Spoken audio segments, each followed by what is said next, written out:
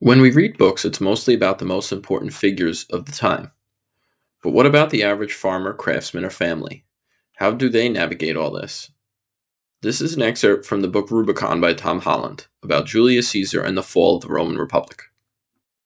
For those who were not Caesar, however, for those who relied upon the law as the bulwark of their liberty and the guarantor of their traditions, all was now confusion. What was an honorable citizen to do?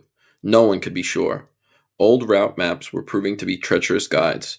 Civil war made of the Republic a disorienting labyrinth, one in which familiar highways might turn suddenly into cul-de-sacs and cherished landmarks into piles of rubble. Cicero, for instance, having finally screwed up the courage to scuttle for Pompey's camp, still found himself lost. Cato, taking him to one side, told him that his coming had been a terrible mistake and that he would have been more useful to his country and friends staying at home and remaining neutral. Even Pompey, when he found out that Cicero's only contribution to the war effort were defeatist witticisms, publicly wished that he would go over to the enemy. Instead, Cicero sat in lugubrious impotence and moped. But such despair was the privilege of a wealthy intellectual. Few citizens could afford to indulge in it. Most sought other ways of making order out of the chaos of the time. There was nothing more upsetting to the Roman than feeling deprived of a fellowship, of a sense of community, and rather than endure it, he would go to any extreme.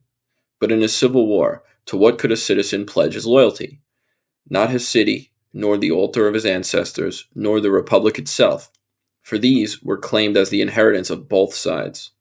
But he could attach himself to the fortunes of a general, and be certain of finding comradeship in the ranks of that general's army, and identity in a reflected glory of the general's name.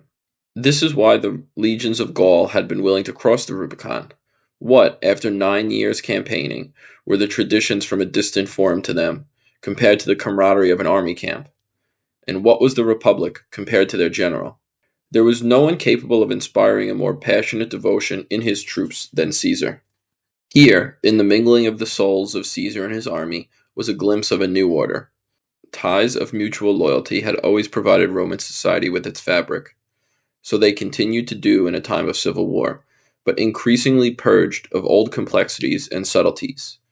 Simpler to follow the blast of a trumpet than the swirl of a contradictory obligations that has always characterized civilian life. Yet these same obligations, comprised as they were of centuries of taboos and traditions, were not lightly to be set aside.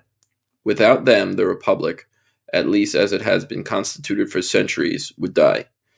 The checks and balances that had always served to temper the Romans' native love of glory and divert it into courses beneficial to their city might soon fall away.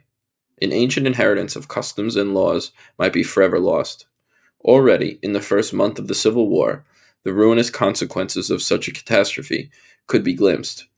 Political life still subsisted, but as a grisly parody of itself.